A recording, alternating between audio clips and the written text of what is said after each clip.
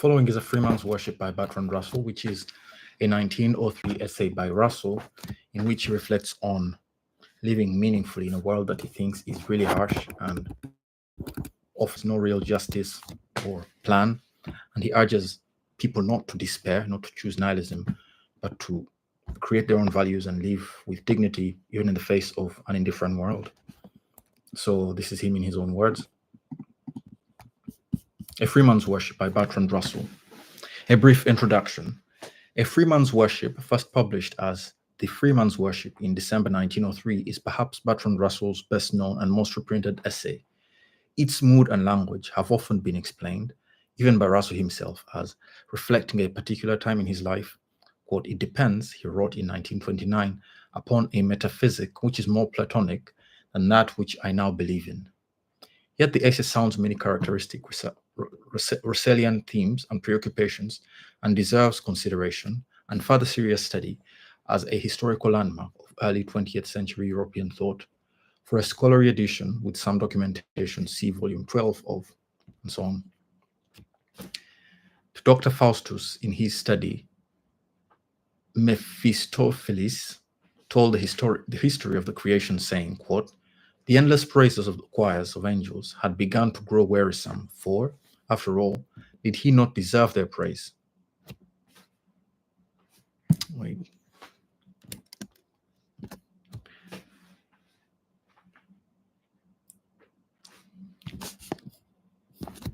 Had he not given them endless joy? Would it not be more amusing to obtain undeserved praise, to be worshipped by beings whom he tortured? He smiled inwardly and resolved that the great drama should be performed. For countless ages, the hot nebula whirled aimlessly through space. At length it began to take shape. The central mass of planets cooled, boiling seas and burning mountains, heaved and tossed from black masses of cloud and hot sheets of rain, deluged the barely solid crust. And now, the first germ of life threw in the depths of the ocean and developed rapidly in the fructifying warmth into vast forest trees, huge ferns springing from the damp mold, sea monsters breeding, fighting, devouring, and passing away. And from the monsters, as the play unfolded itself, man was born, with the power of thought, the knowledge of good and evil, and the cruel thirst for worship. And man saw that all is passing in this mad, monstrous world, that all is struggling to snatch at any cost for brief moments of life before death's inexorable decree. And man said, "This is a hidden purpose. Could we but fathom it, and the purpose is good, we must reverence something, and in the visible world there is nothing worthy of reference." And man stood aside from the struggle, resolving that God intended harmony to come out of chaos by human efforts.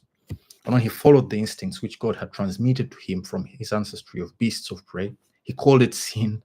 Oh dear. And asked God to forgive him. This is so funny.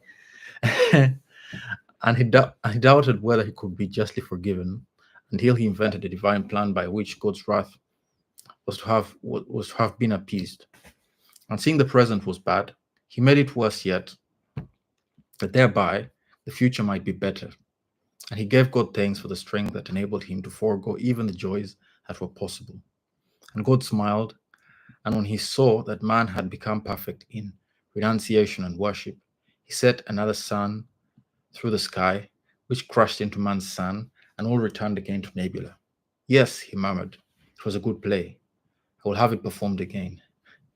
Such an outline, but even more purposeless, more void of meaning, is the world which science presents for our belief. By the way, that's a quote in response to which Russell is now writing. So, such an outline, but even more purposeless, more void of meaning, is the world which science presents for our belief. Amidst such a world, if anywhere, our ideals henceforward must find a home.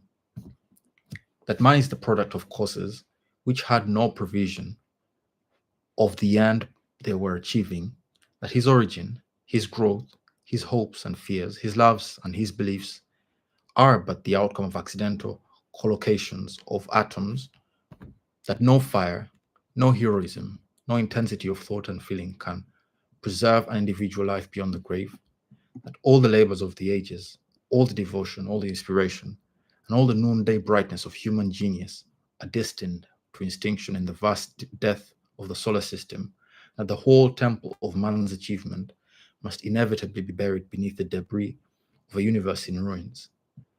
All these things, if not quite beyond dispute, are yet so nearly certain that no philosophy which rejects them can hope to stand. Only within the scaffolding of these truths, only on the firm foundation of their unyielding despair, and the soul's habitation henceforth be safely built. How, in such an alien and inhuman world, can so powerless a creature as man preserve his aspirations untarnished? A strange mystery it is that nature, omnipotent but blind, in the revolutions of her secular harryings through the abysses of space, has brought forth at last a child, subject still to her power, but gifted with sight, with knowledge of good and evil, with the capacity of judging all the works of unthinking mother.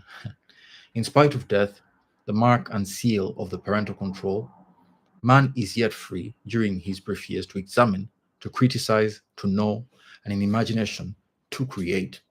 To him alone, in the world with which he is acquainted, his freedom belongs, and this lies his superiority to the resistless forces that control his outward life.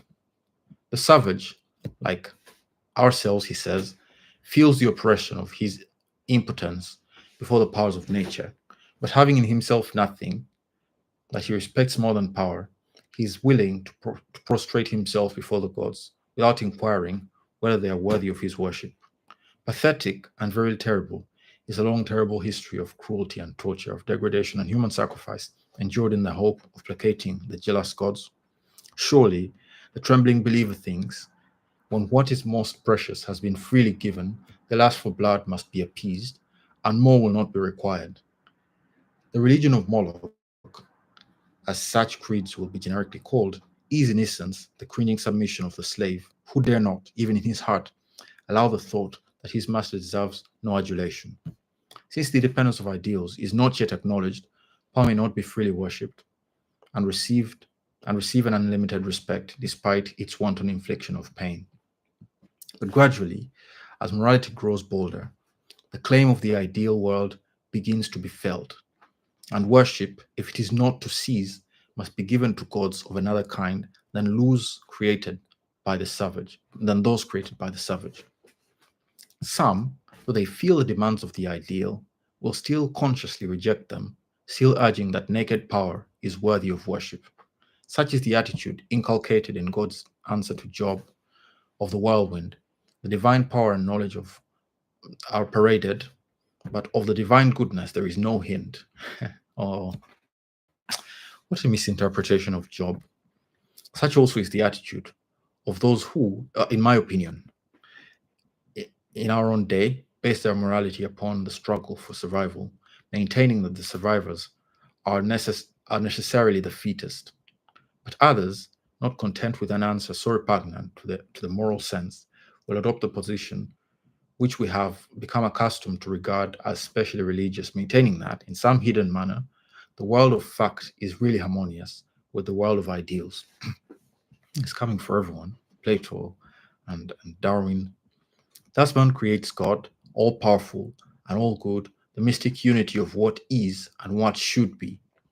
But the world of fact, after all, is not good, and in submitting our judgment to it, there is an element of slavishness from which our thoughts must be purged.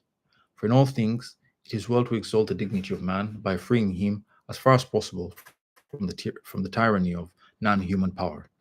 When we have realized that power is largely bad, that man, with his knowledge of good and evil, is but a helpless atom in a world which has no such knowledge, the choice is again presented to us.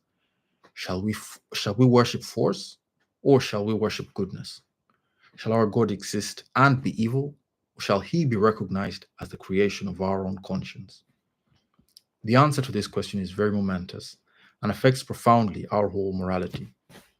The worship of force, to which Carlyle and Nietzsche and the creed of militarism have accustomed us, is the result of failure to maintain our own ideals against a hostile universe. It is itself prostrate submission to evil, a sacrifice of our best to Moloch. If strength indeed is to be respected, let us respect rather the strength of those who refuse the false recognition of facts, which fails to recognize the facts are often bad. Let us admit that in the world we know, there are many things that would be better otherwise, and that the ideals to which we do and must adhere are not realized in the realm of matter. Let us preserve our respect for truth, for beauty, for the ideal of perfection, which life does not permit us to attain, though none of these things meet with the approval of the unconscious universe. If power is bad, as it seems to be, let us reject it from our hearts. In the lies, in this lies man's true freedom, in determination to worship only the God created by our own love, oh dear, of the good, to respect only the heaven which inspires the insight of our best moments. In action, in desire, we must submit perpetually to the tyranny of outside forces, but in thought, in aspiration, we are free, free from our fellow men, free from the petty planet on which our bodies impotently crawl, free even while we live from the tyranny of death. Oh, that's well put. Let us learn then, just the phrasing, that energy of faith which enables us to live constantly in the vision of the good, and let us descend into action, into the world of fact, with that vision always before us. When first the opposition of fact and ideal grows fully visible, a spirit of fiery revolt, of fierce hatred of the gods seems necessary to the assertion of freedom. To defy with Promethean constancy a hostile universe, to keep its evil always in view, always actively hated, to refuse no pain that no malice of power can invent, appears to be the duty of all who will not bow before in the inevitable. But indignation is still a bondage, for it compels our thoughts to be occupied with an evil world, and in the fierceness of desire from which rebellion springs, there is a kind of self assertion which it is necessary for the wise to overcome. Indignation is a submission of our thoughts, not of our desires. The stoic freedom in which wisdom consists is found in the submission of our desires, but not of our thoughts. From the submission of our desires springs the virtue of resignation. From the freedom of our thoughts springs the whole world of art and philosophy, and the vision of beauty by which, at last, we half reconquer the reluctant world. But the vision of beauty is possible only to unfettered contemplation, to thoughts not weighed down by the load of eager wishes. Mm. And thus freedom comes only to those who no longer ask of life that it shall yield them any of those personal goods that are subject to the mutations of time. Hmm. Although the necessity of renunciation is evident of the existence of evil, yet Christianity, in preaching it, has shown a wisdom exceeding that of Promethean philosophy of rebellion. It must be admitted that, of the things we desire, some, though they prove impossible, are yet real goods. Others, however, are ardently longed for, do not form do not form part of fully purified ideal. They don't form a fully purified ideal. The belief that what must be renounced is bad, though sometimes false, is far less often false than untamed passion supposes. And the creed of religion, by providing a reason for providing that it is never false, has been the means of purifying our hopes by the discovery of many austere truths. But there is resignation, there is in resignation a further good element. Even real goods, when they are unattainable, ought not to be fretfully desired. To every man comes, sooner or later, a great renunciation. For the young, there is nothing unattainable. A good thing desired with the whole force of passionate will, and yet impossible, is to them not credible. Yet, by death, by illness, by poverty, or by the voice of duty, we must learn, each one of us, that the world was not made for us, and that, however beautiful may be the things we crave, fate nevertheless forbids them. It is part of courage when misfortune comes to bear without repining the ruin of our hopes, to turn our thoughts away from vain regrets. This degree of submission to power is not only just and right, it is the very gate of wisdom, he says. But passive renunciation is not the whole of wisdom. Not by renunciation alone can we build a temple for the worship of our own ideals. Haunting foreshadowings of the temple appear in the realm of imagination, in music, in architecture, the untroubled kingdom of reason, and in the gold sunsets, magic lyrics where beauty shines and glows remote from the touch of sorrow, remote from the fear of change, from the failures of and disenchantments of the world of fact. The contemplation of these things, the vision of heaven, will shape itself in our hearts, giving at once a touchstone to judge the world about us and an inspiration by which to fashion our needs to whatever is not incapable of serving as a stone in the sacred temple. Except for those rare spirits that are born without sin, there is a cavern of darkness to be traversed before the temple can be entered. The gate to the cavern is despair, and the floor is paved with the gravestones of abandoned hopes. Their self must die, that the eagerness, the greed of untamed desire must be slain. For only so can the soul be freed from the empire of fate. But out of the cavern of but out of the cavern the gate of renunciation leads again to the daylight of wisdom, by whose radiance a new insight, a new joy, a new tenderness shine forth to gladden the pilgrim's heart. When, without the bitterness of impotent rebellion, we have learned both to resign ourselves for the inward rules of fate and to recognize that the non-human world is unworthy of our worship, it becomes possible so last so to at last so to transform and refashion the unconscious universe, so to transmute, forgive me. It is the crucible of imagination. A new image of shining gold replaces the old idol of clay. In all the multiform facts of the world, in the visual shapes of trees and mountains and clouds, and in the events of the life of man, even in the very impotence of death, omnipotence of death, the inside of creative ideal can find reflection of beauty. Okay, you need to wrap up. I think I'll end there. I'm so sorry, Russell. But I'm ending there. Cheers.